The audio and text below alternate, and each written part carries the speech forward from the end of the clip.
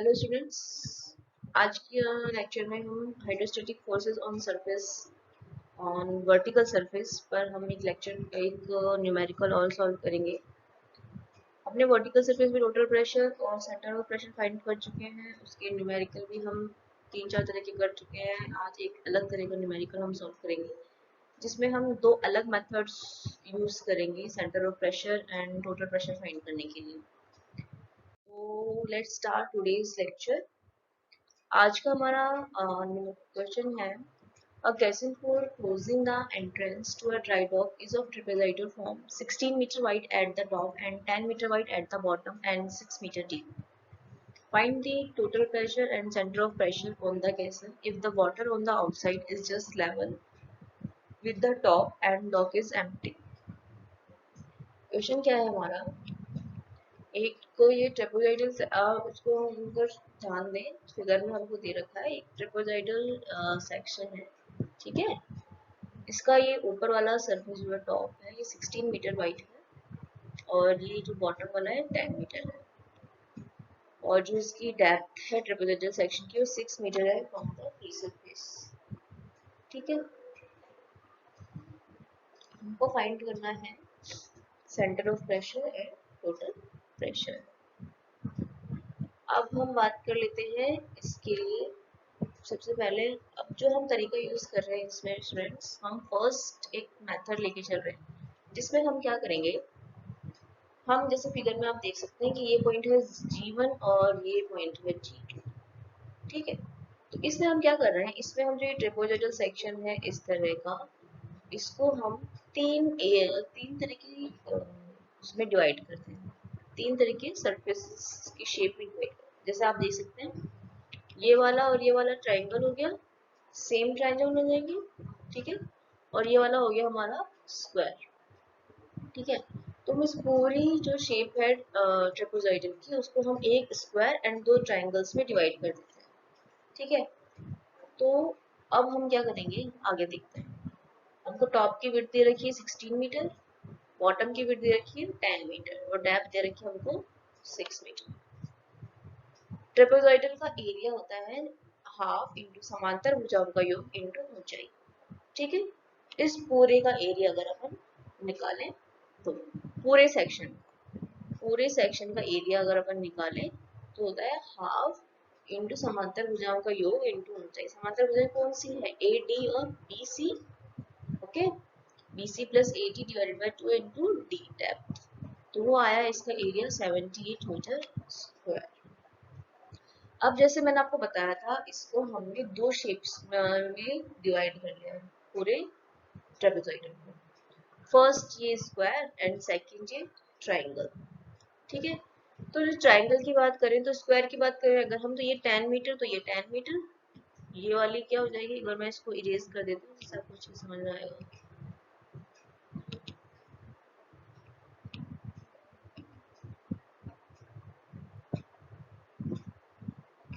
हाँ, तो हम बात कर रहे थे विड्थ की, इनकी भुजाओं की क्या क्या मेजरमेंट्स होंगे। ये 10 है तो ये 10 मीटर का स्क्वायर, सॉरी स्क्वायर तो नहीं बना, रेक्टेंगल बना है ना, 10 एंड ये 6 है, डीप में 6 है, ठीक है। तो ये तो 10 हो जाएगा और टोटल क्या थी ट्रेपेजोइडल की टॉप एज की लेंथ 16 मीटर थी, तो ये भी 3 मीटर और ये भी 3 मीटर, ये 3-3 मीटर के हो जाएंगे, ठीक है। अब ध्यान देना क्योंकि ये दोनों ट्रायंगल सेम है, समांतर है, ठीक है। तो इन दोनों ट्रायंगल का जो सेंटर ऑफ ग्रेविटी होगा सेम लेवल पे लाई करेगा, सेम, ठीक है। यहाँ से जैसे इसका सेंटर ऑफ ग्रेविटी जो जिस हाइट पे उसी का सेंटर ऑफ ग्रेविटी उसी हाइट पर होगा, क्योंकि इन दोनों के लिए क्या है एच जो 6 मीटर है वो क्या है सेम ही है, ठीक है। और साथ में 3 मीटर भी सेम है, ठीक है। तो पूरा सेम ट्रायंगल से ही, तो अब हम इनका सेंटर ऑफ ग्रेविटी निकालते हैं, ठीक है। बात करें इस रेक्टेंगल की, ओके।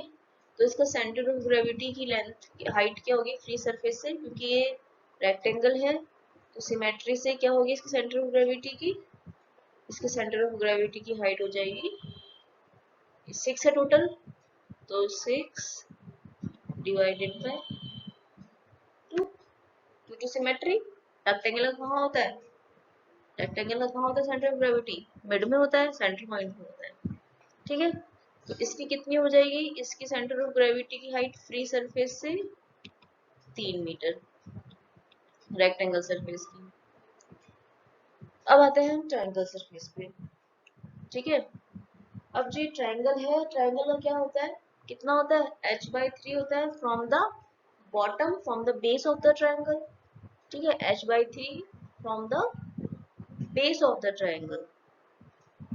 क्लियर है, तो अगर हम ये h/3 लगाएंगे, ठीक है, h/3 लगाएंगे from the base of the triangle, तो ये डिस्टेंस कितना हो जाएगा, 6/3, सी हो जाएगा 6/3, कितना हो जाएगा ये इसका, ये इसका हो जाएगा 2 मीटर। ठीक है, सेम 2 मीटर इसके लिए। ठीक है, सेम 2 मीटर इस वाले ट्रायंगल के लिए। तो हमारे पास तीनों शेप्स के सेंटर ऑफ ग्रेविटी आ गए।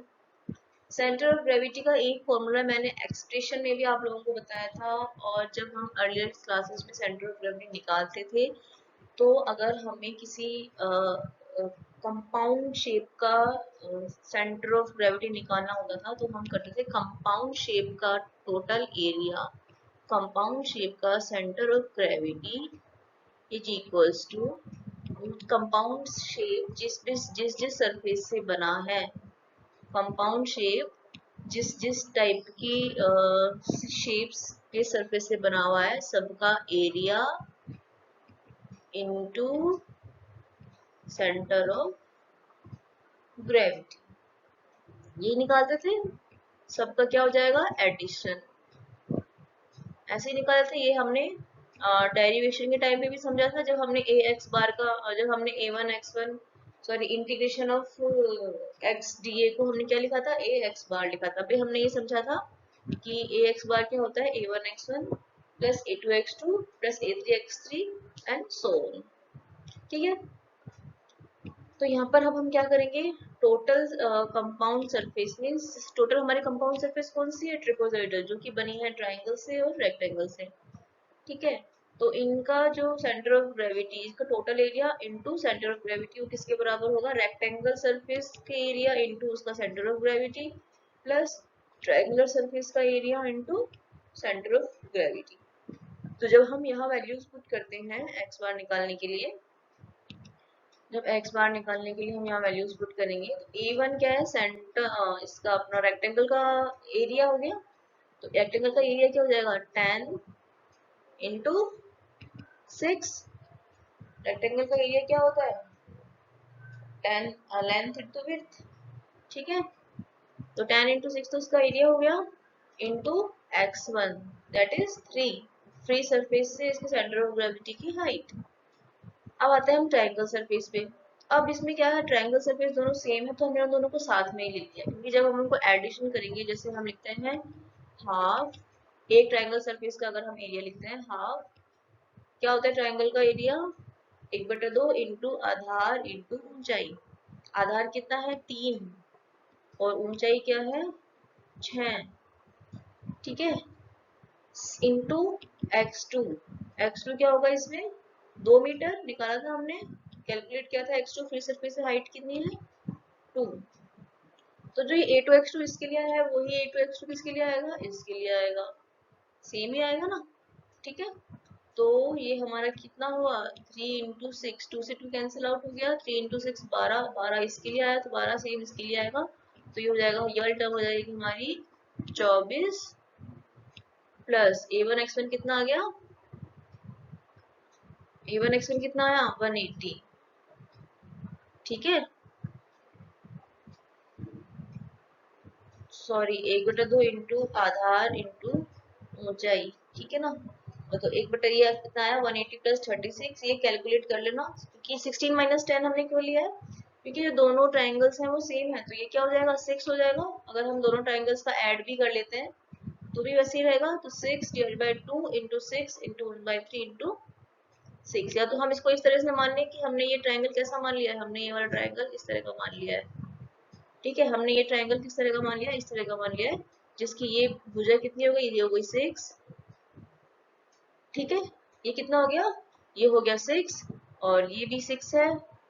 ठीक है, h/3 पर होगा तो 6/3 पर होगा। ठीक है, तो 1/2 इंटू आधार, इसका बेस कितना हो जाएगा, इसका बेस हो जाएगा 6 और इसकी हाइट कितनी हो जाएगी 6। ओके, तो इसको जब हम सॉल्व करेंगे तो हमारे पास यहाँ से h बार या फिर इसको हम कहें x bar, centre of gravity की फ्री लिक्विड सरफेस से हाइट, वो हमारे पास आ गई 2.769 मीटर फ्रॉम वाटर सरफेस। ध्यान देना, ये एक अलग तरीका मैं बता रही हूँ आपको, जिसमें हमने ट्रेपेजॉइडल सेक्शन को एक अलग अलग शेप्स की सरफेस में डिवाइड करके उसके बाद हमने एच बार निकाला है। इसका जो तरीका अपन फॉर्मूले से करते हैं वो भी अपन आगे करेंगे। ठीक है, तो अभी हमने एच बार निकाल लिया, हमने पहले रेक्टेंगल लिया और हमने एक ऐसा समझो कि हमने एक ये वाला रेक्टेंगल ले लिया। एक बार फिर से मैं आपको इसको समझा देती हूँ।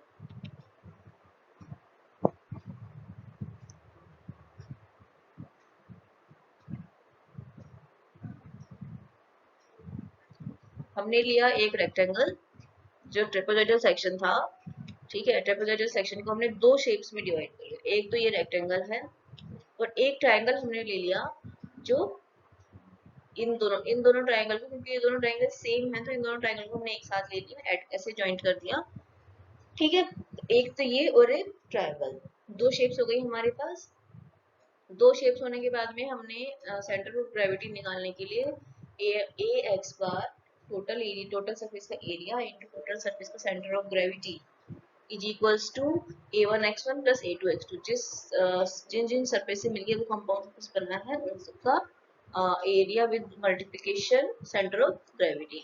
ठीक है, ये लिया तो हम देखेंगे एच बार क्या हो जाएगा, A x bar is equals to a1x1 bar plus a2x2 bar. तो x बार क्या हो जाएगा, a1x1 bar plus a2x2 bar divided by total area. ठीक है, अब यहाँ पर हम रेक्टेंगल की बात करें तो रेक्टेंगल का एरिया क्या है, 10 इंटू 6, ये हो गया इसका एरिया। और x1 बार क्या हो गया, x1 बार हो गया रेक्टेंगल के सेंटर ऑफ ग्रेविटी की फ्री सरफेस से हाइट, जो कि हमने कितनी कैलकुलेट करी थी, हमने कैलकुलेट करी थी 3। ओके, तो हमने 3 से मल्टीप्लाई कर दिया। सेकंड है हमारा ट्रायंगल जिसका बेस है 6, डेप्थ है 6। ठीक है, और इसके सेंटर ऑफ ग्रेविटी क्या होता है, h/3 होता है। ये हमने जो टेबल में स्टडी किया था उसमें देखा था हमने, सेंटर ऑफ ग्रेविटी की हाइट क्या होती है, h/3 होती है। h/3 मतलब हाइट कितनी थी इसकी 6, 6/3 मतलब 2 मीटर।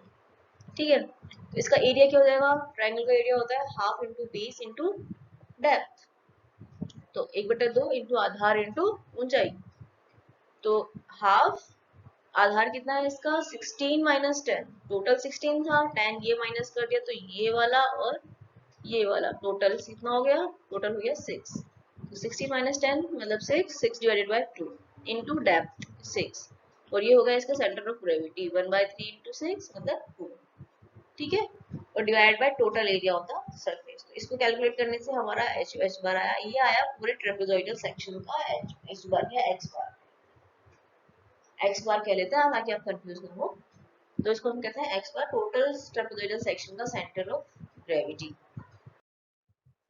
तो हमने एच बार कैलकुलेट कर लिया, मतलब एक्स बार कैलकुलेट कर लिया, height of the centre of gravity from the free surface. अब हम कैलकुलेट करेंगे टोटल प्रेशर। टोटल प्रेशर का हमारा फॉर्मूला है OGA H बार या OGA X बार। ठीक है, यहाँ पर अपन ने क्या लिखा है फॉर्मूले में, H बार। अपने डेरिवेशन किया था, अपन X बार मान रहे हैं सेंटर ऑफ ग्रेविटी को और H बार मान रहे हैं अपन सेंटर ऑफ प्रेशर को। तो कंफ्यूज नहीं होना है, जिस बुक से मैंने न्यूमेरिकल लिया है वहां पर H बार माना हुआ है सेंटर ऑफ ग्रेविटी की हाइट को। ठीक है, तो हमारे पास आ गया सेंटर ऑफ ग्रेविटी की height that is x bar. तो रो जी एक्स बार में अपन ये फॉर्मूला पुट करेंगे, रो हो गया density of water, g 9.81, area अपन ने कैलकुलेट किया था 78 और 2.769 इसका सेंटर ऑफ ग्रेविटी। ये है ट्रेपेजॉइडल सेक्शन। ये टोटल प्रेशर फोर्स आ चुका है, ध्यान रखना। ये जो अपन निकाल रहे हैं total pressure force trapezoidal section पर ही निकाल रहे हैं। ठीक है, अब आते हैं हम सेंटर ऑफ प्रेशर की कैलकुलेशन पे। सेंटर ऑफ प्रेशर का फॉर्मूला होता है ना वर्टिकल सरफेस के लिए H star is equals to IG upon AH bar plus H bar. ध्यान देना यहाँ पर जो इसने एच स्टार लिया है, अपन जब डेरिवेशन किए थे, अपना था formula H bar is equals to I G upon A x bar plus x bar. Again repeat करिए, जिस बुक से मैंने ये न्यूमेरिकल लिया है वहां पर एच स्टार लिखा गया है सेंटर ऑफ प्रेशर, ठीक है, सेंटर ऑफ प्रेशर को दिखाया गया है एच स्टार से, और अपन ने वो लिया था एच बार, ठीक है। सेंटर ऑफ ग्रेविटी को दिखाया है इस बुक में एच बार से, अपन ने लिया था डेरिवेशन में एक्स बार, तो कंफ्यूज नहीं होना है, ठीक है। तो हम आते हैं सेंटर ऑफ प्रेशर की कैलकुलेशन पे। सेंटर ऑफ प्रेशर की कैलकुलेशन के लिए हम क्या करेंगे, फर्स्ट हमने इस पूरे ट्रेपेजॉइडल सेक्शन को दो एरिया में डिवाइड किया था, ठीक है, दो शेप्स में डिवाइड किया था, फर्स्ट ये रेक्टेंगल, सेकंड ट्रायंगल। तो अब हम क्या करेंगे, आईजी की वैल्यू सबसे मेन है यहाँ पर कैलकुलेट करनी, तो आईजी की वैल्यू हम कैलकुलेट करने के लिए इन दो शेप्स के आईजी कैलकुलेट करेंगे फर्स्ट, ठीक है। And then parallel theorem use करके, पैरेलल एक्सिस थ्योरम यूज करके जो आईजी हमने अलग अलग शेप्स के लिए अलग अलग निकाला है, उसको हम ट्रेपेजॉइडल सेक्शन का जो सेंटर ऑफ ग्रेविटी है उसके उससे उसके रेस्पेक्ट में निकाल लेंगे। क्या कर रहे हैं देखो, मैं बताती हूँ क्या कर रहे हैं। आईजी है किसी भी जो आईजी है, आईजी हमने माना है ट्रेपेजॉइडल एबीसीडी का इसके सेंटर ऑफ ग्रेविटी से, ठीक है। ध्यान देना, जो ये G1 और ये G2 थे, ये क्या थे, G1 था रेक्टेंगल शेप का और G2 था ट्रायंगल शेप का। हमने क्या किया है, हमने ट्रेपेजॉइडल का जीबी कैलकुलेट कर लिया, दैट इज 2.769। इसका 3 था, इसका कितना था, 2 था, तो मतलब इन दोनों के बीच में कहीं है, ठीक है। तो मतलब ये मान लो कि ये वाला पॉइंट क्या है अपना, एक सेकेंड, अपना ये वाला पॉइंट, ये वाला पॉइंट, ओके, ये वाला पॉइंट है जी, इस पूरे ट्रेपेजॉइडल सेक्शन का सेंटर ऑफ ग्रेविटी, ठीक है। तो ये क्लियर हुआ, ये है ट्रेपेजॉइडल सेक्शन का सेंटर ऑफ ग्रेविटी जी, ओके। आईजी क्या होता है, अपना सेंटर ऑफ ग्रेविटी से पास होने वाली एक्सिस के रिस्पेक्ट में मोमेंट ऑफ इनर्शिया। तो ट्रेपेजॉइडल सेक्शन के सेंटर ऑफ ग्रेविटी से पास होने वाली जो मोमेंट इनर्शिया है वो अपन इस फॉर्मूले में यूज लेंगे आईजी में। हमने क्या करा, हमने इस जो ट्रेपेजॉइडल सेक्शन था इसको अलग अलग उसमें शेप्स में डिवाइड कर रखा है, एक रेक्टेंगल और एक ट्रायंगल, ठीक है। तो अब हम क्या करेंगे, फर्स्ट हम एक रेक्टेंगल सरफेस का कैलकुलेट कर लेंगे, हम एक रेक्टेंगल सरफेस का IG1 कैलकुलेट कर लेंगे और IG2 कैलकुलेट कर लेंगे। IG1 और IG2 कैलकुलेट करके पैरेलल एक्सिस थ्योरम को यूज करके हम IG कैलकुलेट कर लेंगे, देखते हैं वो कैसे। फर्स्ट हम मानते हैं जो IG1 है वो मोमेंट ऑफ इनर्शिया है रेक्टेंगल FBCE का, इसके सेंटर ऑफ ग्रेविटी के सापेक्ष, ठीक है।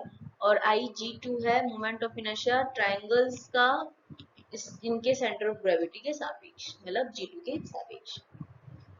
आईजी एक रेक्टेंगल सरफेस का आईजी का फॉर्मूला हमने जो टेबल पढ़ी थी, आई होप कि आप लोगों ने याद कर ली होगी उस टेबल को। तो उसके अकॉर्डिंग अगर हम देखें तो जो रेक्टेंगल है इसका आईजी क्या होता है, सेंटर ऑफ ग्रेविटी से पास होने वाले एक्सिस के रिस्पेक्ट में मोमेंट ऑफ इनर्शिया होता है BD cube divided by 12। B होता है विड्थ, डी होता है लेंथ एंड डिवाइडेड बाय 12। तो यहाँ पर ये वैल्यू पुट कर देंगे, IG1 हमारे पास आ जाएगा 10 into 6 by cube divided by 12। IG1 आया है यहाँ पर, ध्यान देना ये IG1 है, ये IG1 मतलब रेक्टेंगल का जो अपना सेंटर ऑफ ग्रेविटी था उसके रेस्पेक्ट में आया है, अब ये ट्रेपेजॉइडल के रेस्पेक्ट में नहीं आया है। तो हम क्या करेंगे, हमने अभी रेक्टेंगल सरफेस का इसके सेंटर ऑफ ग्रेविटी के रिस्पेक्ट में फाइंड कर लिया है, अब हम कर लेंगे ट्रेपेजॉइडल सेक्शन के से पास होने वाली, ट्रेपेजॉइडल सेक्शन की जो सेंटर ऑफ ग्रेविटी है उससे पास होने वाली एक्सिस के रिस्पेक्ट में, वो उसमें हम क्या करते हैं, उसमें हम लगाएंगे parallel axis theorem. Parallel axis theorem क्या होती है, किसी भी सेंटर ऑफ से पास अगर दो एक्सिस के बीच में डिस्टेंस कितना है अपना h का है, तो उस डिस्टेंस का स्क्वायर इनटू एरिया, ओके। दोनों के बीच का डिफरेंस क्या होता है, एरिया इनटू दोनों के बीच की हाइट का, दोनों के बीच की हाइट का, दोनों के बीच की डेप्थ का स्क्वायर, ठीक है। तो हम IG कैलकुलेट करेंगे। IG कैलकुलेट करने से पहले हम क्या देखना है, G1 और G के बीच की डिस्टेंस, G और G1 दोनों एक्सिस के बीच की डिस्टेंस देखेंगे, ठीक है। G1 से पास होने वाली एक्सिस है IG1 और G से एक्सिस पास होने वाले एक्सिस के सापेक्ष में इनर्शिया है IG, ठीक है। मैं फिर से बता देती हूँ, और आई जी था पूरे ट्रेपेजॉइडल का, जी था पूरे ट्रेपेजॉइडल का, और जी वन है सिर्फ रेक्टेंगल का। और हमको फॉर्मूले में क्या पुट करना है, हमको फॉर्मूले में पुट करना है, क्योंकि हम पूरे ट्रेपेजॉइडल सेक्शन का निकाल रहे हैं, तो हमको पुट क्या करना है, आई जी पुट करना है, मतलब पूरे ट्रेपेजॉइडल सेक्शन पे सेंटर मोमेंट ऑफ इनर्शिया। ठीक है, तो अब आई जी निकालने के लिए हम क्या करेंगे, M O I moment of inertia of the rectangle about the axis passing through C G of the trapezoidal I G one, ठीक है, plus area of the rectangle into दोनों के बीच की डिस्टेंस का स्क्वायर। दोनों के बीच की डिस्टेंस क्या है, जी वन कितनी हाइट पे था, यहाँ से ये था 3 मीटर की हाइट पे, ये था 3 मीटर की हाइट पे, और अपने जी कैलकुलेट किया है 2.769, ठीक है, अपने ये कितना कैलकुलेट किया है 2.769, तो इन दोनों के बीच की डिफरेंस क्या हो जाएगी 3 माइनस 2.769 दैट इज 0.231। तो इसको अगर हम फॉर्मूले में पुट करें तो ध्यान से सुनना, सेंटर ऑफ ट्रेपेजॉइडल सेक्शन के सेंटर ऑफ ग्रेविटी से निकलने वाली एक्सिस के रिस्पेक्ट में उस रेक्टेंगल सरफेस का moment of inertia is equals to rectangle surface के सेंटर ऑफ ग्रेविटी से पास होने वाली एक्सिस के रिस्पेक्ट में moment of inertia plus area of the rectangle surface into x1 that is center of gravity किसकी, rectangle surface की।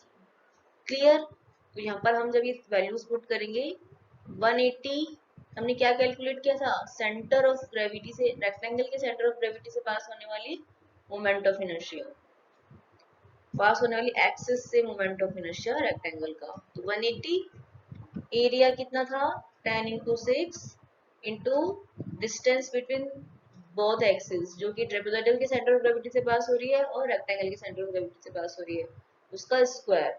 इसको solve करके हमने देखा 183.20 मीटर की पावर 4, ये आया रेक्टेंगल सरफेस का मोमेंट ऑफ इनर्शिया उस एक्सिस के रेस्पेक्ट में जो कि ट्रेपेजॉइडल शेप के सेंटर ऑफ ग्रेविटी से पास हो रही है। ये हमने रेक्टेंगल सरफेस में कैलकुलेट कर लिया।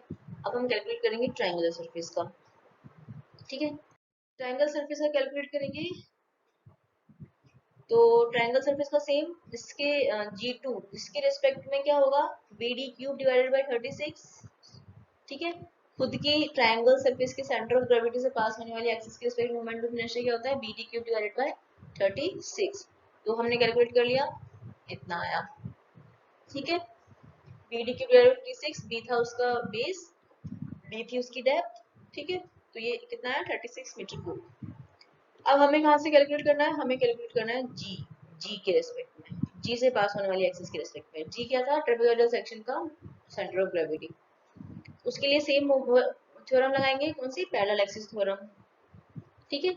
पैरेलल एक्सिस थ्योरम क्या कहती है, पैरेलल एक्सिस थ्योरम ये कहेगी कि moment of inertia of the this triangular about the center of gravity of trapezoidal, फिर से हिंदी में बोलते हैं, ट्रायंगल सरफेस का moment of inertia trapezoidal section के सेंटर ऑफ ग्रेविटी से पास होने वाली एक्सिस के रिस्पेक्ट में is equals to triangular surface का मोमेंट ऑफ इनर्शिया, ट्रायंगुलर ही सरफेस के ही सेंटर ऑफ ग्रेविटी से पास होने वाली एक्सिस के रिस्पेक्ट में, प्लस ट्रायंगल का एरिया इनटू बोथ एक्सिस के बीच की डिस्टेंस का स्क्वायर, ठीक है। अब इन दोनों एक्सिस के बीच की डिस्टेंस का स्क्वायर क्या है, ये था हमारा 2 और अपन ने वो क्या कैलकुलेट किया है 2.769, तो जी हाँ कही है, तो इन दोनों के बीच की डिस्टेंस का स्क्वायर, डिस्टेंस की हुई क्या हो गई 2.769 माइनस 2 दैट इज 0.769, ठीक है। तो अब हम यहाँ पर पुट कर दें ट्रायंगल का जो ट्रेपेजॉइडल एक्सिस के सेंट्रल ग्रेविटी से पास हो रही है उसके सापेक्ष में क्या चीज, मोमेंट ऑफ इनर्शिया, वो हम इसमें पुट कर देंगे, तो IG2 हमने कैलकुलेट किया था 360 plus area of the triangle into distance का स्क्वायर, तो ये हमारे पास आया 46.64। तो हमने ट्रायंगल सरफेस का भी निकाल लिया और हमने रेक्टेंगल का भी निकाल लिया, ठीक है। तो अब हम टोटल जो IG होगा, टोटल कैसे कैलकुलेट कर लेंगे, दोनों को ऐड अप कर देंगे, दोनों को ऐड किया हमने तो हमारे पास आया total moment of inertia of trapezoidal about its CG, मतलब moment of inertia trapezoidal section का इसी के सेंटर ऑफ ग्रेविटी के रिस्पेक्ट में, वो आ गया 229.84। अब सेंटर ऑफ प्रेशर निकालने के लिए फॉर्मूला था हमारा IG upon A h bar plus IG upon A x bar plus h bar. ठीक है, IG की वैल्यू हो जाएगी दिस वन, एरिया हमको पता है ट्रेपेजोइडल सेक्शन का, और ये हो गया एक्स बार और ये हो गया एक्स बार। तो इसको जब हम कैलकुलेट करेंगे तो हमारे पास ये आएगा 3.833 मीटर। ठीक है, ये तो हमने क्या करा था, हमने ट्रेपेजोइडल सेक्शन को अलग अलग डिवाइड कर लिया था। ये उस केस में जब आपको फॉर्मूला याद नहीं हो। ठीक है, जब आपको ट्रेपेजोइडल सेक्शन का फॉर्मूला याद नहीं हो। अगर आपने ट्रेपेजोइडल सेक्शन का एच बार क्या होता है, IG क्या होता है याद कर रखा है फॉर्मूला, तो वो कैसे करेंगे, सीधे सीधे हम देखते हैं अल्टरनेट मेथड, दूसरा मेथड जो कि इजी है अगर आपको फॉर्मूले याद है तो। ठीक है, फॉर्मूले याद है तो जैसे अगर आपको याद हो तो टेबल में हमने ट्रेपेजोइडल सेक्शन का भी सेंटर ऑफ ग्रेविटी की हाइट पढ़ी थी फ्री सरफेस से, और IG पढ़ा था, IG का फॉर्मूला पढ़ा था।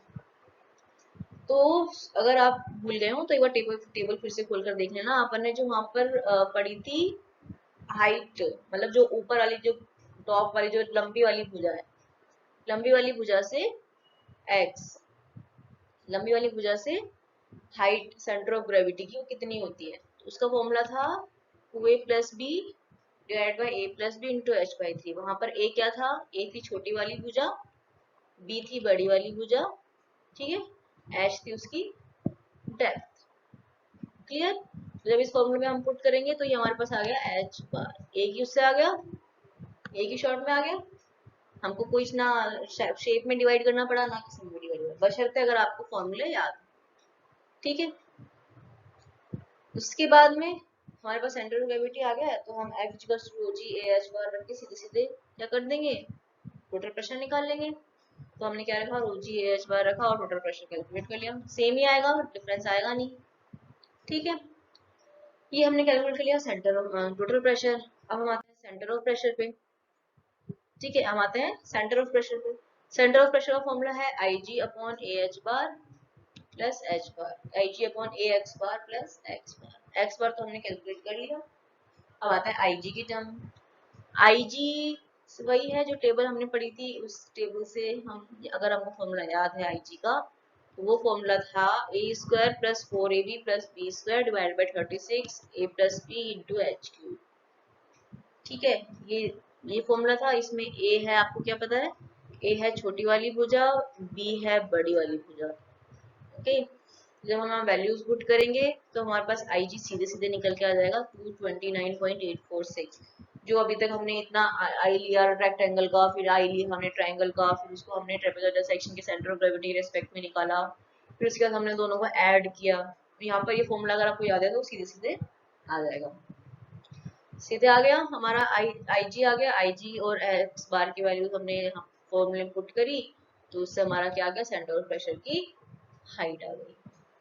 ठीक है, तो दोनों में से इजी तो ऑब्वियसली ये वाला है, लेकिन इसमें आपको फॉर्मूला याद करने पड़ेंगे। फॉर्मूला याद होगा तभी आप ये कर पाओगे। इन केस अगर आप एग्जाम में फॉर्मूला भूल जाते हो तो आप कौन सा तरीका फॉलो करेंगे, जो मैंने पहले बताया, जो अपन ने पहले डिस्कस किया है। वो तरीका किसी भी सिमेट्रिक सरफेस के लिए अपन बात करें तो कर सकते हैं। जैसे कोई और अगर आ गई, कोई और सरफेस आई है इसी टाइप की, तो उसको हम अलग अलग सरफेस में अगर डिवाइड कर सकते हैं, लाइक ट्रायंगल और रेक्टेंगल सरफेस के फॉर्मूले इजी हैं। ठीक है, ट्रायंगल और रेक्टेंगल सरफेस के फॉर्मूले इजी हैं, वो हमको आसानी से याद रहते हैं। तो अगर किसी सरफेस को अपन ट्रायंगल और उसमें रेक्टेंगल में कन्वर्ट कर सकते हैं, तो हम पहला वाला तरीका यूज करेंगे। अगर हमको शेप जो हमको गिवन है उसका फॉर्मूला याद है, तो हम सेकंड मेथड यूज कर लेंगे, सीधे सीधे फॉर्मूले से एच बार और IG निकालेंगे और पुट करेंगे और वैल्यूज पुट करेंगे, और क्या हो जाएगा, हमको हमारा आंसर। ओके, तो आज का आज एक ही न्यूमेरिकल करने में बहुत टाइम लग गया, तो समझ लो कि ये न्यूमेरिकल कितने बड़े होते हैं अगर आप बिना विदाउट फॉर्मूला यूज करें तो।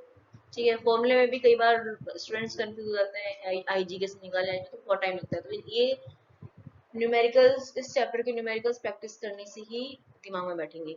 ठीक है, तो आप अपनी बुक से, नेट से, जैसे भी आप लोग प्रैक्टिस करते हो, क्योंकि मैंने भी यहाँ पर आपको हर तरह के न्यूमेरिकल सॉल्व करवा दिए हैं। वर्टिकल सरफेस के लिए अलग अलग तरह के न्यूमेरिकल सॉल्व कर रहे हैं, तो आप जैसे भी बुक से नेट से जैसे भी प्रैक्टिस करना चाहो इन न्यूमेरिकल्स ही कर सकते हैं। ओके, तो आज के लेक्चर को हम यहीं खत्म करते हैं। Thank you.